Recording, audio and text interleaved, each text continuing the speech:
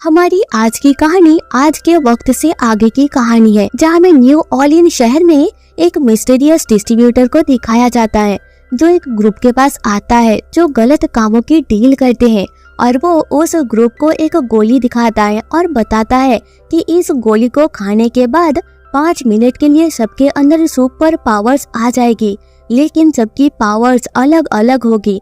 और इसके बाद वो गोली वहाँ पर सभी डीलर्स को दे देता है। दरअसल इस गोली को कई जानवरों के डीएनए से मिलाकर बनाया गया है, और अब गलत लोगों के पास वो गोलियां जाने के बाद वो उन गोलियों को खा लेते हैं और पूरे शहर में तबाही मचा देते हैं, जिससे कई लोगों की जान भी चली जाती है।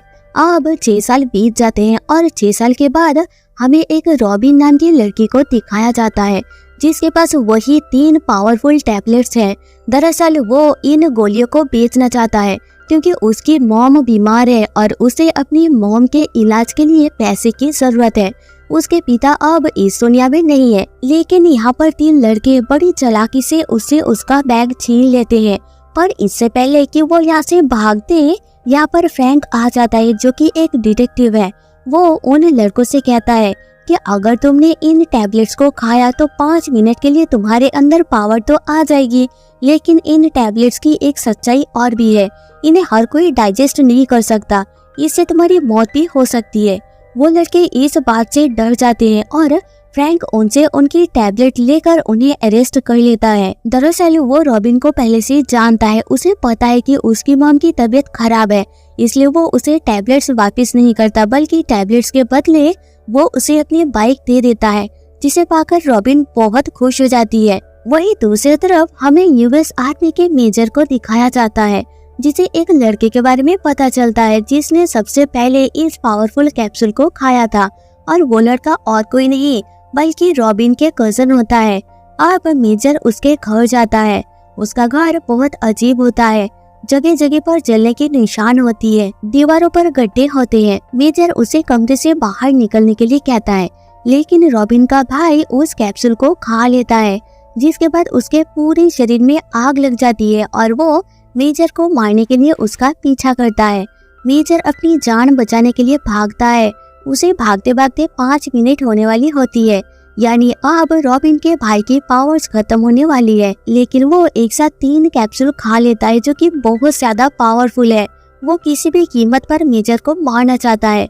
मेजर बाथरूम के अंदर चला जाता है, जहाँ पर वो अपनी जैकेट को गीला करके उस पर हमला करता है और उसे बाथ टब के अंदर डुबा कर कहता है कि मैं सिर्फ तुम्हारी डीलर का नाम जानना चाहता हूँ जो तुम्हें टैबलेट सप्लाई करता है।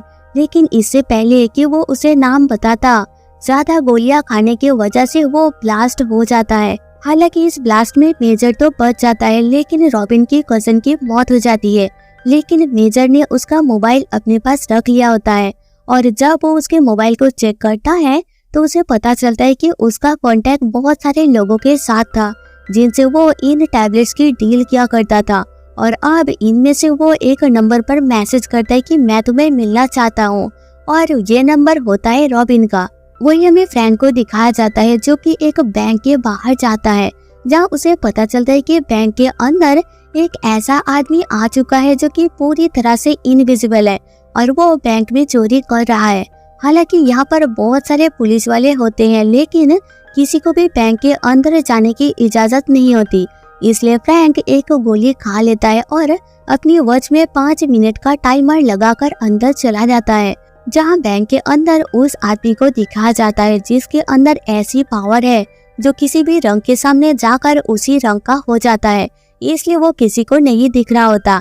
इसका मतलब ये है कि इस आदमी ने भी उस गोली को खाया है। फ्रैंक को देखने के बाद वो आदमी पैसों का बैग लेकर भागने लगता है। फ्रैंक उसका पीछा करता है, लेकिन किसी तरह से वो आदमी उससे बहुत दूर चला जाता है।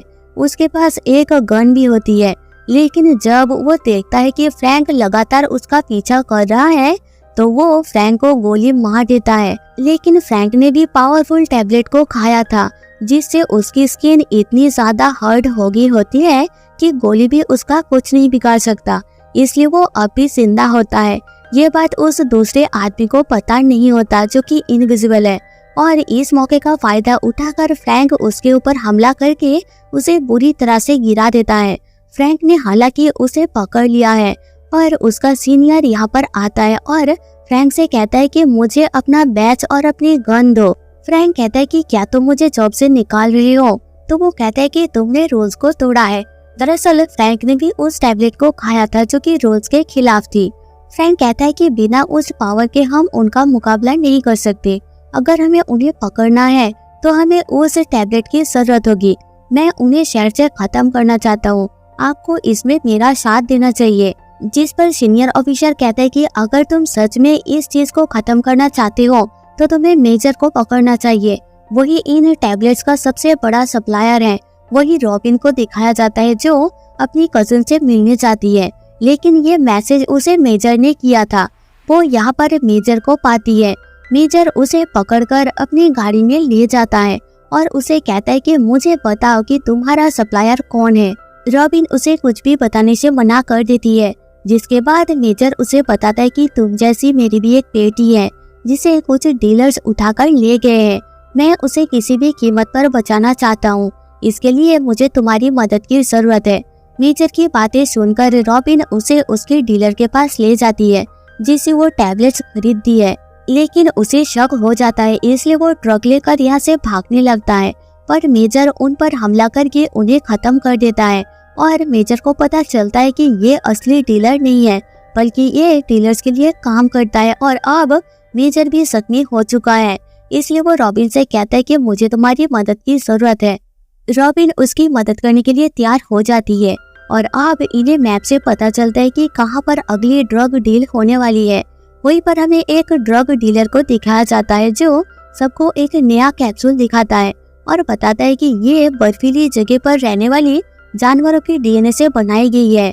हमें इसकी पावर चेक करनी है और एक लड़की को इस कैप्सूल को खिलाया जाता है, जिसके बाद उसे एक चेम्बर के अंदर डालकर वहाँ का टेम्परेचर बढ़ाया जाता है 500 डिग्री तक। टेम्परेचर होने के बाद भी उस लड़की को कुछ नहीं होता। पर अब यहाँ पर मेजर भी आ चुका है जो अपनी बेटी को ढूंढ रहा है। वो यहाँ पर सबके ऊपर हमला कर देता है और इससे पहले कि वो ड्रग डीलर को पकड़ता, इससे पहले यहाँ पर फ्रैंक आ जाता है जो उस पर गन तान देता है और कहता है कि मुझे पता है कि पूरे शहर में तुम ही इन टैबलेट्स को फैला रहे हो, तुम अपने आप को मेरे हवाले कर दो। और जब ये बात कर रहे होते हैं तभी उस ड्रग डीलर को मौका मिल जाता है।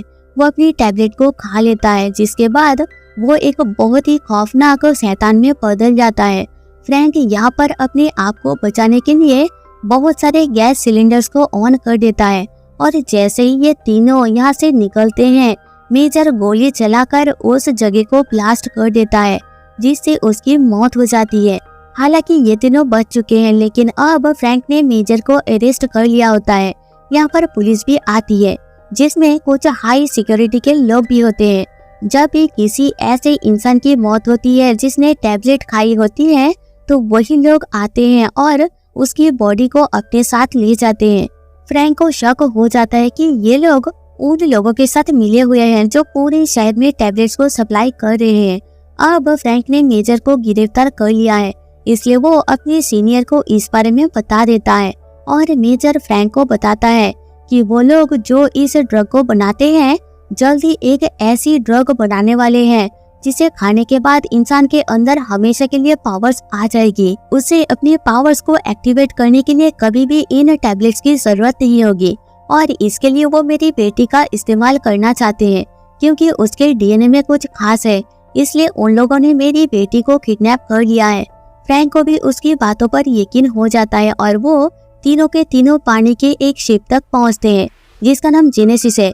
यहाँ पर वो सब लोग होते हैं जो टैबलेट्स की सप्लाई करते हैं। मेजर जानबूझकर अपने आप को उन लोगों से गिरफ्तार करवा लेता है, जिसके बाद मेजर को शिप के अंदर लाया जाता है।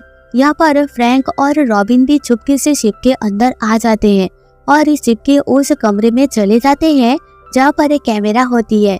यहाँ से पूरे शिप के दरवाजों को कंट्रोल किया जा सकता है और वो फ्रैंक को यहाँ से गाइड करती है। यहाँ पर हाई सिक्योरिटी का वो ऑफिसर भी होता है जो डीलर्स के लिए काम करता है और वो टैबलेट खाने के बाद बहुत पावरफुल हो जाता है। वो उस रूम में जाता है जहाँ पर रॉबिन होती है। पर उसके जाने से पहले रॉबिन वहाँ से निकल जाती है और वहाँ पहुँच जाती है जहाँ पर मेजर की बेटी है। रॉबिन को यहाँ पर पता चलता है कि आज से कई साल पहले गवर्नमेंट ने अपने सोल्जर्स को सुपर सोल्जर्स बनाने के लिए एक प्रोजेक्ट पर काम किया था और इस प्रोजेक्ट का हिस्सा मेजर भी था, जिस प्रोजेक्ट में सभी सोल्जर्स के ऊपर एक खास तरह की गैस छोड़ दी गई थी जिससे उनकी पावर्स बहुत ज्यादा बढ़ गई थी। दरअसल गवर्नमेंट अपने फायदे के लिए इस प्रोजेक्ट को कर रही थी ताकि सुपर सोल्जर्स बनाने के बाद वो सभी देश को खत्म करके पूरी दुनिया पर खुद राज कर सके। पर जब मेजर को ये बात पता चली तो वो यहाँ से भाग गया। कई सालों के बाद जब उसकी बेटी पैदा हुई और वो बड़ी हो गई तो साइंटिस्ट को पता चला कि उसके अंदर खास पावर्स है, इसलिए मेजर के ऊपर हमला करके उसकी बेटी को किडनैप कर लिया ताकि उसके डीएनए पर रिसर्च करके और भी पावरफुल कैप्सूल बनाया जा सके। अब सबके सब यहाँ से निकलने लगते हैं और तभी यहाँ पर डॉक्टर आ जाती है जो रॉबिन को पकड़ लेती है। दरअसल डॉक्टर हेड ऑफ प्रोजेक्ट है और अब रॉबिन के बदले वो एक बार फिर से मेजर की बेटी की डिमांड करती है। साथ ही यहाँ पर सबको अब डॉक्टर के लोगों ने घेर लिया होता है, पर तभी मेजर एक कैप्सूल खा लेता है। दरअसल मेजर पहले से ही पावरफुल होता है, इसलिए कैप्सूल खाने के बाद उसकी बॉडी से हीट वेव निकलने लगती है जिससे उसके तरफ आने वाली हर एक गोली और उसके आसपास के सभी लोग पिघलना शुरू हो जाते हैं।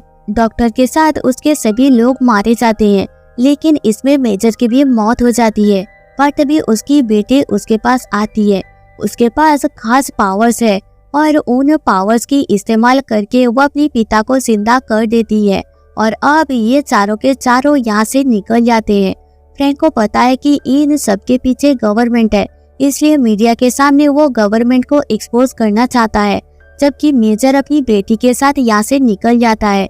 जाने से पहले वो रॉबिन को एक बैग देता है जिसमें बहुत सारे पैसे होते हैं ताकि वो अपनी मॉम का इलाज करवा सके और इसी के साथ मूवी खत्म हो जाती है। Thanks for watching.